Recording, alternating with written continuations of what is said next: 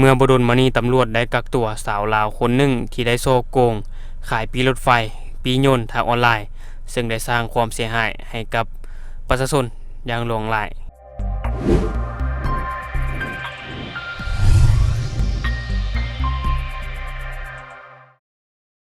สบายดีท่านผู้ชมกลับมาพบกับช่องทอล์กนิวหลังจากห่างหายกันไป1วันเนาะก็คือในเมื่อวานนี้ทางช่องบ่ได้อัปเดตข่าวให้ท่านผู้ชมได้รับชมรับฟังไปพร้อมๆกันซึ่งก็มีหลายข่าวที่น่าสนใจเนาะและทางช่องเองก็บ่ได้มาอัปเดตเพราะว่าเนื่องจากว่าบ่สบายน้อยหนึงเนาะก็เลยบ่มีเวลาได้มาอัปเดตก็คือได้ไปโรงหมออยู่เนาะและในมื้อนี้เองเราจะมาอัปเดตข่าวก็คือปรากฏการณ์ย่อท้อในสังคมลาวในปัจจุบันเนาะแน่นอนแหละในลาวในปัจจุบันถ้าว่าเลื่อนไปในฟีดข่าวใดก็ตามเนาะก็จะเห็นปรากฏการณ์ย่อท้อของสังคมเรื่อยๆบ่ว่าจะเป็นการลอกลวงการโซโกงมาในหลายรูปแบบและการลักการขโมยอย่างต่างๆอันนี้ก็ถือว่ามีมาเรื่อยๆเนาะการที่เป็นโจรแบบลักรถจักรลักอย่างต่างๆเนาะอันนี้ถือว่าเป็นข่าวโด่งดังอันนี้ก็ถือว่าเป็นปรากฏการณ์ย่อท้อหนึ่งเนาะที่สังคมลาวในปัจจุบันมีการเพิ่มขึ้นอย่างเรื่อยๆเนาะก็อย่างที่เราสังเกตในปัจจุบันอย่างที่ข่าวที่เราจะเอามานำเสนอให้ท่านผู้ชมในมื้อนี้ที่บอกว่าตำรวจได้กักตัวสาวลาวคนหนึ่งเนาะที่ได้หลอกลวงโซโกงขายปีรถไฟและก็ปียนต์ซึ่งข่าวตัวนี้เราจะเอามาจากเพจความสงบวันที่24เมษายน2025พันโทจิตวงศ์ไสยวงศ์หัวหน้าแผนกตำรวจกองบัญชาการปกสเมืองนาไซทองนครหลวงเวียงจันทน์ให้สัมภาษณ์ว่าวันที่6 มังกร2025ได้รับแจ้งความจากผู้เสียหายถูกโซโกงจากการซื้อปียนต์ทางออนไลน์เจ้าหน้าที่จึงได้เก็บกำข้อมูลหลักฐานทั้งหมดพร้อมทั้งเก็บกำเส้นทางการเงินของการโซโกงฮอดวันที่4 มีนาคม2025ทางเจ้าหน้าที่เมืองนาไซทองนครหลวงเวียงจันทน์จึงสามารถกักตัวผู้เกี่ยวได้ซื้อนางเพชรมณีอายุ22ปีอยู่บ้านมีไซเมืองปากสันแขวงบริคำไซผ่านการสืบสวนสอบสวนผู้เกี่ยวได้รับสารภาพว่าได้เริ่มการกระทำโซโกงทางออนไลน์ตั้งแต่ปี2022เป็นต้นมาถ้าว่าเฮาเบิ่งตั้งแต่ปี2022เป็นต้นมาก็ถือว่าดนเติบแน่นอนท่านผู้ชมเนาะ2 ปีกว่า3 ปีแน่นอนแหละถ้าว่ามันใช้ระยะดนปานนี้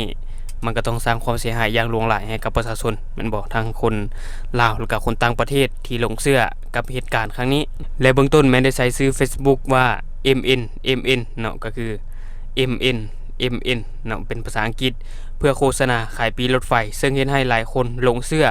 โอนเงินค่าจองปีและได้โอนเงินเข้าบัญชีของผู้เกี่ยวหลังจากได้รับเงินแล้วผู้เกี่ยวก็บล็อกเฟซทุกคนเนาะที่โอนเงินให้หลังจากนั้นผู้เกี่ยวได้เปลี่ยนชื่อเฟซเป็น MMN อินทวงศ์รับจองปีเนาะอันนี้แม่นเฟซผู้เกี่ยวได้โฆษณาขายปียนต์นครหลวงเวียงจันทน์หัวพันสำเนือซึ่งก็มีหลายคนได้ไปสั่งจองนำเมื่อผู้เกี่ยวได้รับเงินโอนแล้วจึงขอยกเลิกปียนต์เนาะความหมายก็คือเราได้จองแท้เนาะผู้เกี่ยวหันได้จองปียนต์แท้แต่ว่าหลังจากจองแล้วส่งให้ลูกค้าเบิ่งแล้วก็เข้าไปยกเลิกเนาะยกเลิกแล้ววันนี้เวลาลูกค้าที่จะไปใช้งานของปีที่ส่งให้นั้นมันกับใช้งานบ่ได้เพราะว่าผู้เกี่ยวได้ยกเลิกการจองไปแล้วเนาะต่อกับเหตุการณ์ดังกล่าวได้สร้างความเสียหายให้บุคคลจำนวนหลายยังบ่สามารถประเมินความเสียหายได้ปัจจุบันทางเจ้าหน้าที่ตำรวจเมืองนาไซทองกำลังดำเนินการสืบสวนสอบสวนเก็บกำข้อมูลเพิ่มเติมและเจ้าหน้าที่ตำรวจก็ได้แจ้งว่าถ้าหากท่านใดถูกผู้เกี่ยวตัวยั่วหลอกลวงจากผู้เกี่ยวให้ไปแจ้งความต่อแผนกตำรวจเมืองนาไซทองหรือแจ้งข้อมูลที่เบอร์02056989878หอยเอกวิรกรธรรมวงศ์เพื่อเป็นข้อมูลดำเนินคดีต่อผู้เกี่ยวตามระเบียบกฎหมายต่อไปเนาะอันนี้ก็คือทางเพจความสงบเพิ่นได้เขียนเอาไว้เนาะแน่นอนมันก็สร้างความเสียหายอย่างหลวงหลายเนาะให้กับประชาชนทั้งคนลาวและก็คนต่างประเทศแน่นอนแล้วก็มีหลายคนหลงเชื่อเกี่ยวกับการโซโกงดังกล่าวมันบ่และมันก็จะบ่หมดเท่านี้ท่านผู้ชมมันก็ยังมีหลายปรากฏการณ์ย่อท้อที่กำลังเกิดขึ้นในลาวในปัจจุบันซึ่งเมื่อวานนี้ก็เกิดเหตุการณ์อีกเหตุการณ์หนึ่งที่มีสาวลาวคนหนึ่งเนาะได้ไปซื้อเครื่องก็คือไปซื้อเครื่องโอนเงินโดยที่ยังบ่ได้กดยืนยันเนาะโดยมีการเฮ็ดผิดมาแล้ว 5-6 ครั้งเนาะซึ่งอันนี้เนาะมันก็เป็นการโซโกงรูปแบบใหม่ที่หลายคนต้องระวังเพราะว่ามันมีในปัจจุบันเนาะเฮาต้องรู้ว่ามิจฉาชีพมันมาในหลายรูปแบบก็คือในกรณีดังกล่าวนี่ละแม่นผู้เกี่ยวได้ไปซื้อเครื่องจากร้านค้าทั่วไปแล้วกดโอนเงินเนาะกดโอนเงินโดยที่ยังบ่ได้โอนความหมายก็คือกดเบิ่งสแกนแล้วใส่จำนวนเงินแล้วเนาะ แล้วเอาให้แม่ค้าเบิ่งว่าโอนแล้วเด้อแล้วแม่ค้าก็เบิ่งว่าจำนวนเงินเท่านี้ซื้อบัญชีเป็นของตัวเองแล้วแต่ลืมเบิ่งว่าทั้งลุ่มหันมันยังบ่มีการยืนยันเทื่อเพราะว่ามันจะมียืนยันในการโอนเนาะถ้าเป็นแอปสีแดงของธนาคารเนาะอันนี้ก็ทุกคนก็ต้องมีสติแล้วก็กดให้ละเอียดก่อนเนาะเพราะว่ามันเกิดเหตุการณ์แบบนี้มันก็สร้างความเสียหายหลายๆอย่างให้กับคนลาวเนาะถ้าว่าเฮาบ่ละเอียดเฮาก็อาจจะเป็นตกเป็นเหยื่อของมิจฉาชีพก็เป็นไปได้และบัดนี้เนาะเฮามาเบิ่ง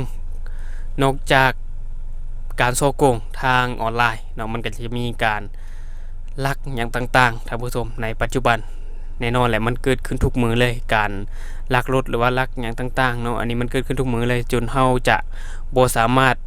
ที่จะไว้ใจไผได้เลยเนาะอันนี้ก็ฝากเตือนเอาไว้ทุกคนก็ต้องมีสตินำกันบ่เชื่อใจไผง่ายๆบ่ต้องขาดสติเนาะอันนี้ก็มีสติเอาไว้เพราะว่าถ้ามันเสียแล้วเปอร์เซ็นต์ที่จะได้คืนมันน้อยเนาะส่วนน้อยที่จะได้คืนหลังจากที่รถเสียสมมุติว่ามีคนลักรถเสียไปแล้วเนาะที่จะได้คืนนะโอกาสที่จะได้คืนน่ะเฉลี่ยซะ90%คือบ่ได้คืนแล้วอีก10%จักสิได้คืนหรือบ่เนาะอันนี้ก็ฝากเตือนเอาไว้เพราะที่ผ่านมามันก็เป็นแบบนั้นและทั้งหมดก็คือสิ่งที่เราอยากจะนำเสนอในมื้อนี้สำหรับท่านใดที่เบิ่งคลิปของเราแล้วรู้สึกว่าคลิปของเรามีสาระหรือว่ามีประโยชน์ก็อย่าลืมกดติดตามช่องเพื่อเป็นกำลังใจให้เราได้ผลิตคลิปดีๆแบบนี้ออกมาเรื่อยๆหรือสำหรับท่านใดที่มีความคิดความเห็นอยากตำหนิติเตียนก็สามารถฝากไว้ได้ภายใต้คอมเมนต์ของเราแล้วเราจะเข้าไปอ่านแล้วก็ตอบแลกเปลี่ยนประสบการณ์นำกันอย่าลืมกดติดตามช่องเพื่อเป็นกำลังใจให้กันในเด้อขอบใจ